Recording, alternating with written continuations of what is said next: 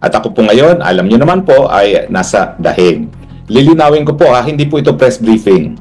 Kahapon po, nag-request si VP Sara na wala mo ng balita at ako'y nakiusap naman na kung po pwede, ma-broadcast ko lang yung CES Medialdea para masabi niya sa taong bayan kung paanong kalagayan ni Presidente nung siya'y bumisita kahapon.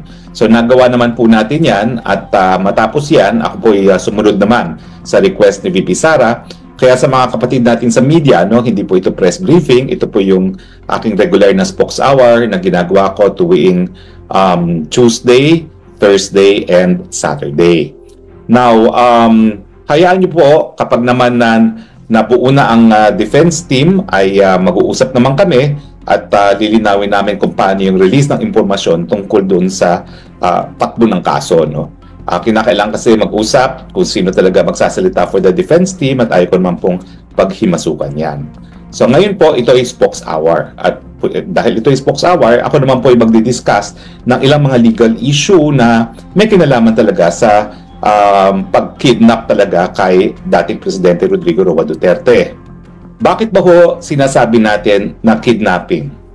Well, unang-una po, malinaw po na ang Rome Statute ng ICC mismo, ng International Criminal Court, ay merong proseso na nakasaad sa Article 59 kung paano aarestuhin ang isang tao na merong warrant of arrest na in-issue ng International Criminal Court.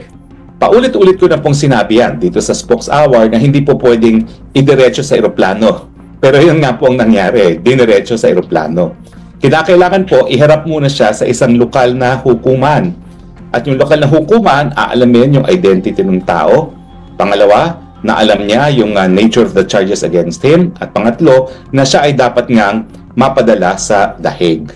So ito pong prosesong ito sa lokal na hukuman ay halos kapareho na extradition. So lahat ng mga depensa na pwede mong ilabas sa extradition gaya ng kawalan ng jurisdiksyon ng hukuman na nagre-request para arestuhin yung tao ay dapat lidapas muna sa lokal na hukuman at antayin ang desisyon ng lokal na hukuman. Ang pinaka-importante sa akin sa resort sa lokal na hukuman at ito po ay Regional Trial Court. Mali po yung sinasabi ng spokesperson na DOJ ay ang competent judicial body. Ang judicial po, hudikatura. Ang DOJ po, ehekutibo. So mali po yung sinasabi nila na they acted as a competent judicial organ. Hukuman po yan. At ang masusunod talaga dyan, yung proseso na extradition, na meron naman po tayong batas na isang presidential decree kung paano ang proseso ng extradition. So dapat po masunod yan. Now, yan po ay sa perspektibo ng Philippine law na kinakailangan masigurado na ang tao na pinapareso ng ICC ay dapat nga mapadala sa ICC na nasa ibang bansa. Dahil kapag yan ay nawala na sa jurisdiction ng Pilipinas, hindi mo na mababawi yung kustudiya dun sa tao. Ang problema dito, may dahilan. Kaya nga, nagkaroon ng ganyang provision na Article 59 ang Rome Statute of the ICC. Kasi po, yung mga naunang mga paglilitis dito sa mga tinatawag na international crimes, wala pong ganyang provision. Kaya po, noong mga panahong nakalipas, may mga pagkakataon na nagkakaroon talaga ng kidnapping para mapanagot sa katarungan yung mga wanted na gumawa ng mga international crimes gaya ni Eichmann. In fact, ang pinakasikat na kaso rito ay yung kay Eichmann nga.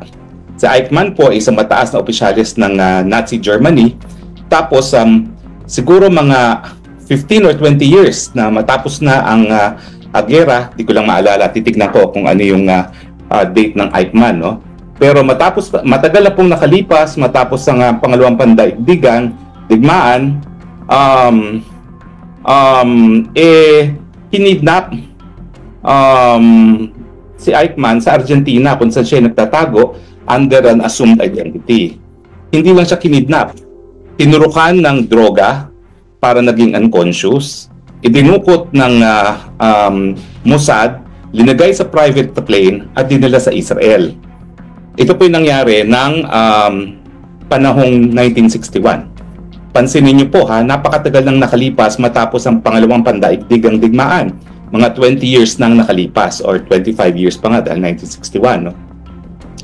So, ano ang ginawa ng mga abogado ni Eichmann? Well, ang sabi ng mga abogado ni Eichmann, unang-una, dapat wag dinggin ang kaso dahil nga po ito ay nakuha yung pagkatao ng defendant, ng akusado sa pamamagitan ng isang illegal na pamamaraan. At yung pagkakataon na yon, nagprotesta rin ang Argentina na nalabag ang kanyang soberenya kasi nga yung mga Mossad na nanghidap sa kanya, hindi dapat ginapit ang kanilang kapangyarihan bilang mga ahente ng Estado ng Israel sa isang dayuhang teritoryo. No? Yan po ay labag sa territorial sovereignty na itinatawag. Now, unfortunately, ang sabi ng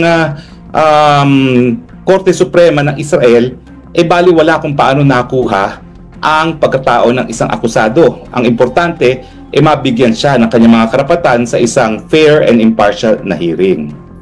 Now, bakit hindi maa-apply ang desisyon sa Eichmann dito sa kaso ni Presidente Duterte? Unang-una, hindi naman kasi siya liniliti sa Israel. Okay? Pero pangalawa, malaki kasi yung pagkakaiba nung legal na basihan sa pagkakalitis kay Eichmann dito sa kaso ni Presidente Duterte. Yung pagkakalitis kay Eichmann, yan ay ang base po niyan ay yung tinatawag nating customary international law na pati Pilipinas ay sakop. At sinasabi ng customary international law na yung mga war crimes at crimes against humanity, miski wala kang lokal na batas, ay dapat maparusahan ang mga gumagawa o lumabag sa ganyang batas. At pangalawa, kahit nasaan nga yung taong yan, pwede siyang malitis. So, ito, ang ginawang mga krimen ng Nazi ay nasa Europa, Germany at the rest of Europe, pero ang naglitis ay Israel. Maski na wala pang estado ng Israel nung ginawa ang krimen ng pangalawang pandaigdigang digmaan. Pangatlo, hindi yan nagpe-prescribe, kaya napakatagal na ng panahon nakalipas, pwede pa rin siyang litisin. Bakit ito nagkakaiba sa kaso ni Presidente Duterte? Kasi ang jurisdiction, ang nagbibigay ng legal na basihan sa kanyang paglilitis ay hindi po customary international law. Ito po ay sa pamamagitan ng isang tratado. Ito nga po ay tinatawag ng Rome Statute of the International Criminal Court. At sang-ayon po sa Rome Statute, ang kapangyarihan ng hukuman ay hindi nakabase sa customary international law, bagamat yung tratado na bumuo ng Rome Statute nga of the ICC ay nakabase rin sa customary international law. Pero yung pagpayag ng mga estado na litisin itong mga krimeneto ay dahil sila ay pumayag na kilalanin ang jurisdiction ng International Criminal Court at hindi po yan under international customary law. So importante po na dahil ang basihan ng paglilitis ng ICC ay isang tratado, importante na yung probisyon ng mga tratado pagdating sa pag-aaresto ay dapat din nasunod.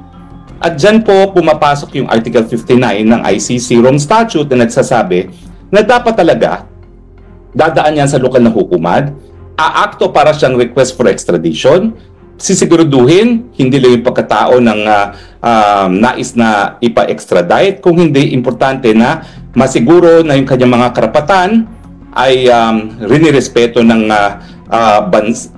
bansang humihingi sa kanya o di naman kaya yung hukuman humihingi sa kanya, at yung karapatan ng tao mismo sa lokal na batas ay pinoprotektahan din.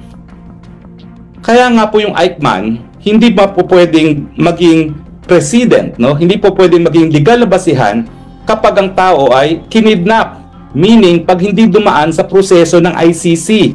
Kasi nga po, iba yung legal na basihan sa paglilitis pag sa ICC at iba naman yung basihan kapag lilitisin ka under customary international law.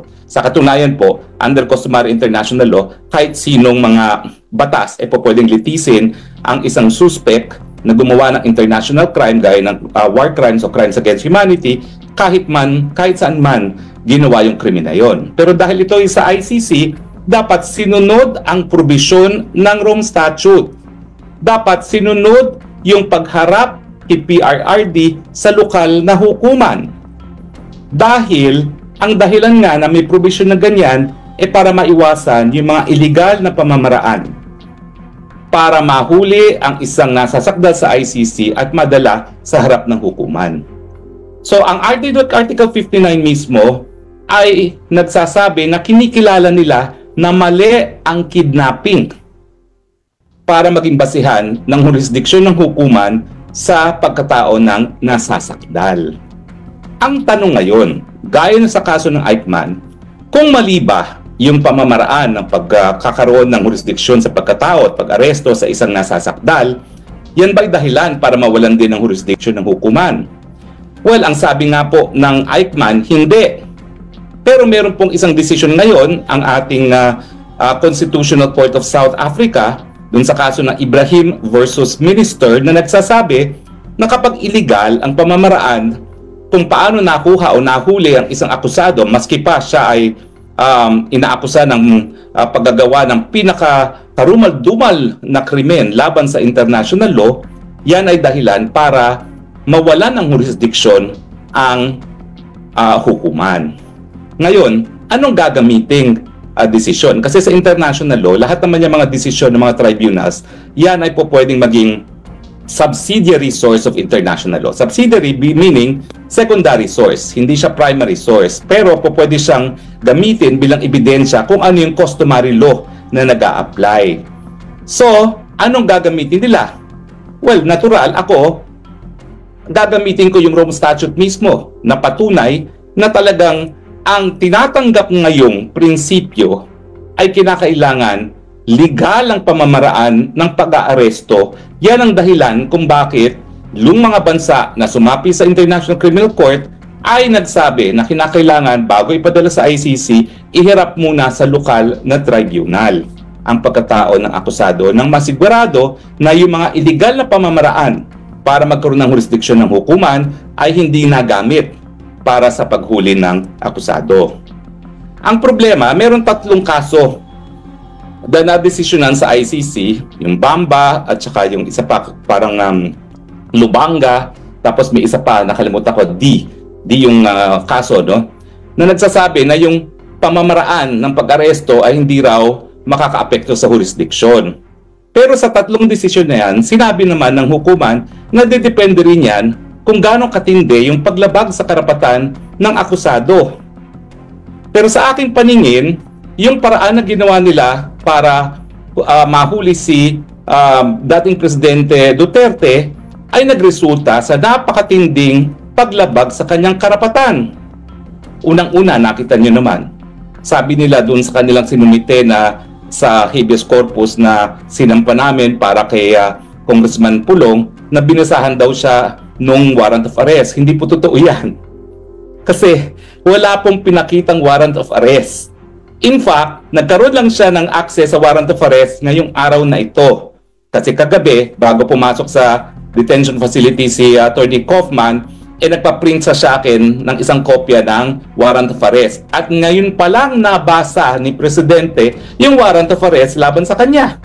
Ilang araw na nakalipas matapos na siya ay naaresto at napadala rito sa dahig. Pangalawa, hindi lang niya nakita ang warrant of arrest, hindi rin siya sinabihan ng kanyang mga karapatan. Ang binasa lang ni General Torre, at nakita ko naman ito sa Facebook, ay yung mga karapatan ng akusado sa lokal na hukuman. Hindi naman sinabi na meron din siyang karapatan na iharap sa lokal na hukuman, at ang pinaka-importante pa, na meron siyang karapatan na humingi ng interim relief for provisional liberty sa lokal na Pilipinas na hukuman. Kaya nga po mali sinasabi din mong Castro na dito daw sa Hague haharap sa lokal na hukuman ang Presidente. Hindi po. Diretso na siya sa ICC, hindi na dumaan sa lokal na tribunal. So nakikita nyo na yung mga tao ng administrasyon, hindi alam ang sinasabi nila. Yung sabi ng spokesperson na DOJ na sila ang competent judicial organ, ehekutibo po sila, hindi sila hukuman. At saka yung sinasabi ni Castro na lokal na Dutch court daw, hindi po Pilipinong hukuman iyon. At dahil hindi nga sumunod sa probisyon ng Article 59, naging kidnapping. Saan ka naman nakakita? Inaresto, hindi binigyan ng copy ng warrant of arrest, hindi isinabi ang kanyang karapatan sa ilalim ng Rome Statute of the ICC na naging legal na basihan kung bakit naaresto ang dating presidente. Ngayon, anong remedyo? Well, tsaka na natin pag-usapan yan kasi nga hindi pa buo ang kompleto ang defense team. No? At ako naman po, bahala si Presidente Duterte kung sinong pipiliin niyang mga abogado. Sa ngayon po, ang napirmahan pa lang niya si Kaufman. at saka si Attorney Medaldea.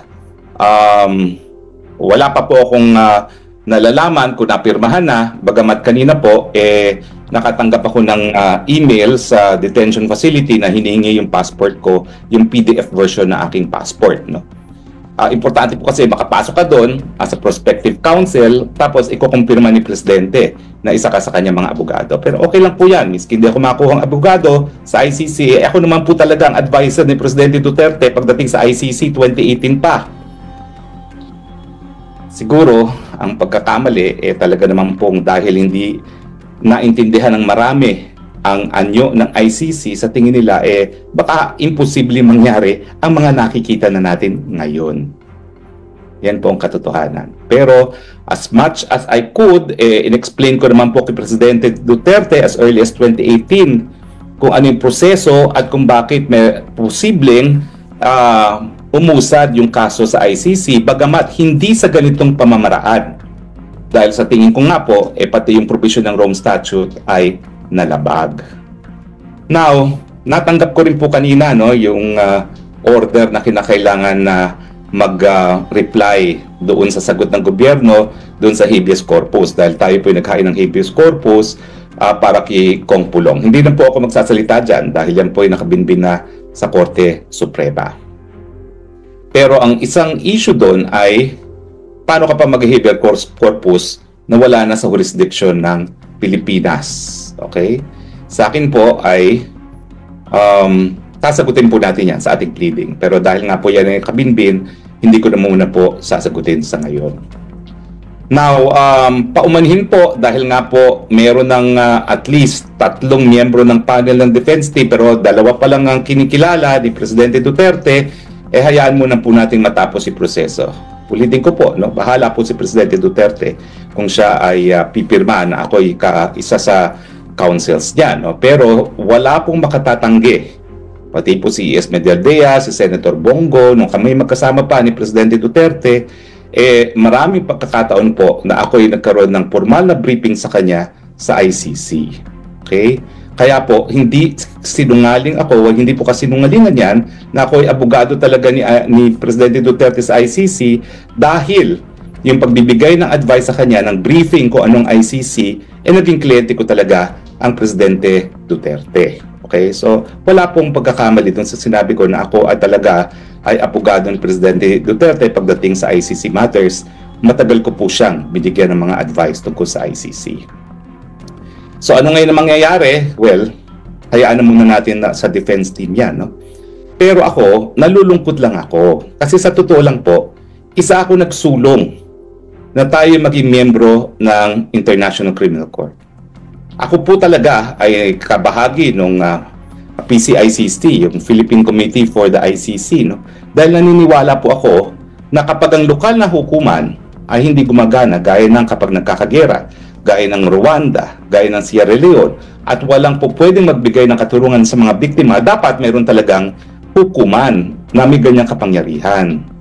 Pero, alam ko rin po, dahil practical naman po ang konsiderasyon, na kapag merong lokal na hukuman na gumagana, sila dapat ang maglitis. Bakit? Kasi unang-una, yan yung konsepto ng soberenya na nagsasabi na meron talagang exclusive right na maglitis at magparusa sa lahat ng mga lumalabag sa batas sa kanyang teritoryo ang Estado. At ang mga bansa naman ay naging kasapi ng ICC, wala naman nagsabi na sinusurrender na namin ang soberenya. Lahat sila ay nagsabi na okay, papayag kami na malumitis ang ICC sa mga krimeneto provided, unang-una, merong jurisdiksyon ang korte doon sa kaso sa pamamagitan ng bansa na pagpayag o pumayag na magkaroon ng jurisdiksyon ang ICC. At kasama dito sa pagpayag sa jurisdiksyon ay yung pagkakasunduan din ng lahat ng mga bansa na po pwede rin silang bumitiw sa kanilang pagiging miyembro at ang kanilang pagtutulungan ay hanggang 1 taon lamang matapos na mag-deposit ng instrument of withdrawal. At ang issue nga po ng jurisdiction na matagal ko na rin sinasabi, miski hindi pa tayo recognized as Counsel for President Duterte sa ICC, ay sinimulan nila ang preliminary investigation ng kaso sa pangalawang taon na matapos tayo magbitiw. Hindi naman kasi po pwede na ang jurisdiction ng korte ay dahil pumayag ang Estado, provided ang Estado ay po pwedeng umalis, na forever, palibasa naging miyembro ang isang bansa ng ICC, forever na siya na magbibigay ng jurisdiction sa ICC. Hindi po.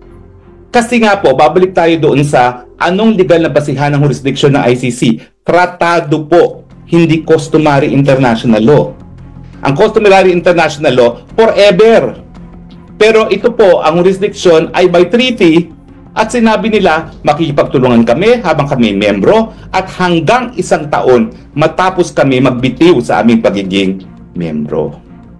So dapat po, masunod yung tratado kasi yung pagpayag naman ng hukuman, ng pagpayag ng mga estado sa jurisdiksyon ng hukuman ang basihan kung bakit siya nabuo at nagkaroon ng kapangyarihan na mayroon siya. At kampante naman po ako na kung sino man talagang tumayong mga abogado ni Presidente Duterte, yung kanyang pagiging illegal na pag-aaresto sa kanya at yung kawalan ng jurisdiction dahil pangalawang taon nang bago nagsimula ng preliminary investigation ang prosecutor ay ilalabas nilang depensa sa tamang panahon. At ito naman po ay hindi rin bago. Matagal ko na pong inulit-ulit ito sa aking mga columns sa Philippine Star at syempre dito sa ating Spokes Hour. Now, ang tanong talaga ngayon, at ito ay magtatapos na ako dahil parang nagle-lecture na ako sa law school muli. Ano ba ang mas mabuting ruling? Yung para ikaw ay makamit ang katarungan para sa biktima ng pinakakarumal-dumal na krimen sa daigdig, ay lalabag ka rin sa karapatan ng pantao ng mga di umano'y nagkasala? Or siguraduhin na ang karapatan ng lahat ay narespeto para magkaroon ng tunay na katarungan? Sumasang-ayon po ako sa Constitutional Court ng South Africa. Hindi po pwedeng ituwid ang pagkakamali sa pamamagitan ng isa na namang pagkakamali. Maraming salamat po sa inyong patuloy na pagtangkilik sa Spokes Hour. Galing po dito sa Dahig. Ito po yung Spokes Bayan nagsasabing, I love you Philippines. You're the only country that I have. You're the only country that I love. God bless the Philippines. Bye.